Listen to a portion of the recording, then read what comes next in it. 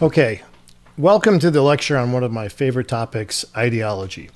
Let's just start by defining that. If you don't know what an ideology is, if you haven't heard of it before, we're basically just talking about a worldview, your overarching worldview.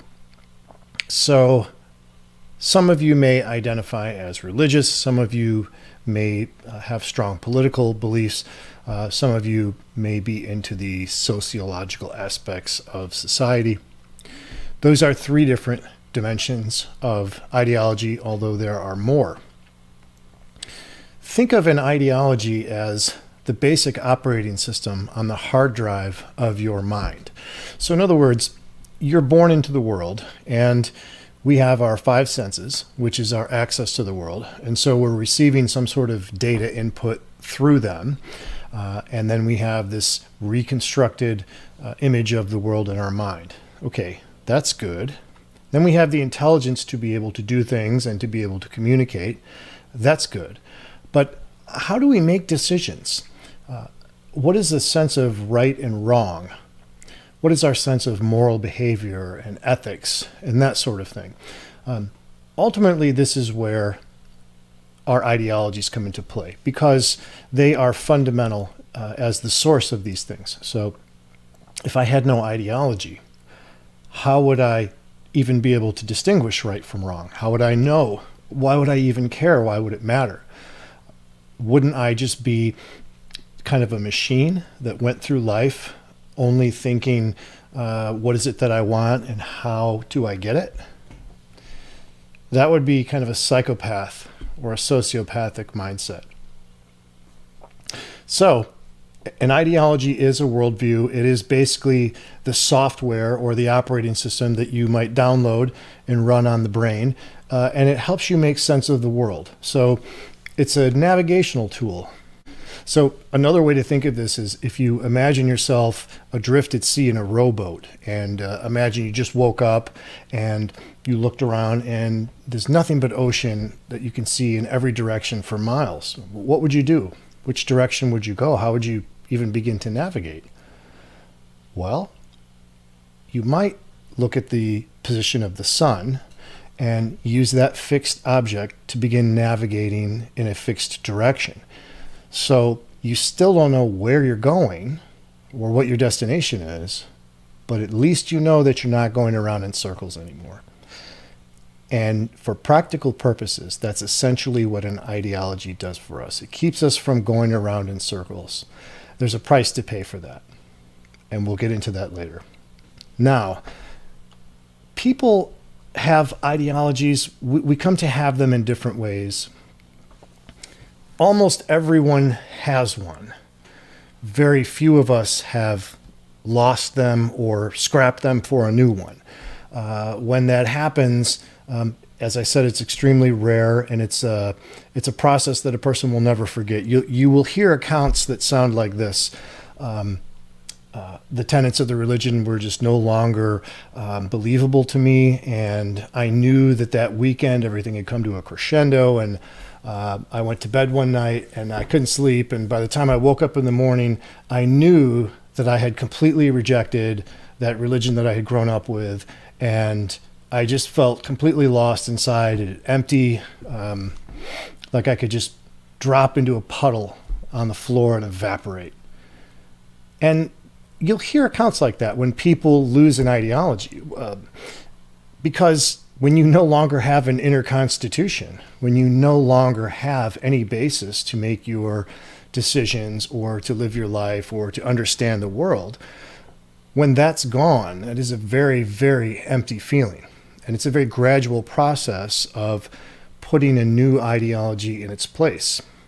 Usually there is overlap. It isn't that severe where you drop one immediately and then you're totally lost and then you go looking for a new one. However, there is always some space of time in between the two where you are in a zone where you're not quite in one ideology, but you're not quite in the other one either. And we call this zone liminal space. Or you could say this is a mindset of liminality. In other words, it's sort of nothingness, just waiting for the next thing to come in and fill that. It's a very scary feeling, and that's what most of the accounts from people will sound something like that. So that's liminal space. Now, in ideology, why do we care about them and why do we talk about them? They are the most difficult thing to overcome in persuasion, because I can reason with you, I can show you facts, I can present evidence, I can even lean on your emotions. But I'm probably not going to get through the brick wall of your ideology, because you don't let that go for anyone. You don't just suspend that, right? When someone comes to your door, you've probably all experienced this. You get the knock on the door, and then you open it, and there are two nice old ladies there with a book, and they say, "Hi, we're from the Church of fill in the blank, and we'd like to talk to you today about fill in the blank." And so what do you do when that happens? Do you run and grab your religious symbols and throw them into the trash as fast as you can and say, "Oh, thank goodness you're here. I've been worshiping the wrong God all these years. Please come in and educate me. Oh my God, I feel like such a fool." Do you do that? No. Of course not. No one does. Because you don't just cast aside your most deeply entrenched beliefs. I think they probably have a very poor success rate. You should probably come up with a new way to market the word. Anyway, so that's a little bit about ideology. I want to go through some of the terminology that I gave you as well, just so we can understand this. Culture, I think that's fairly obvious. We're just talking about shared beliefs, values, ideas, and practices of a given subset of people. We have high context culture. This means high context means you use a lot of subtle cues. So I'm not very direct with you with my language. I just sort of hint and give cues as to what I want you to do. As opposed to the low context culture, which is I'm telling you exactly what I want you to do and exactly when, and there's nothing ambiguous about it. It's crystal clear. All right. Collectivist culture, this is just sort of the group mentality, we're all in this together, versus the individualist culture, which is, hey, we've set up a system where every person can succeed individually on their own. And so we have a distinction, again, between masculine and feminine culture, or they may say achievement versus nurturing, depending on how politically correct your textbook is today. The masculine culture placing emphasis on assertiveness and competitiveness and that sort of thing, and the nurturing culture placing value on quality of life and support and kindness and that sort of thing. Power distance is just the notion that there needs to be a gap between people in society. There needs to be haves and have-nots. There needs to be a class structure. You might think of the old caste system in India as a relic of this sort of thing.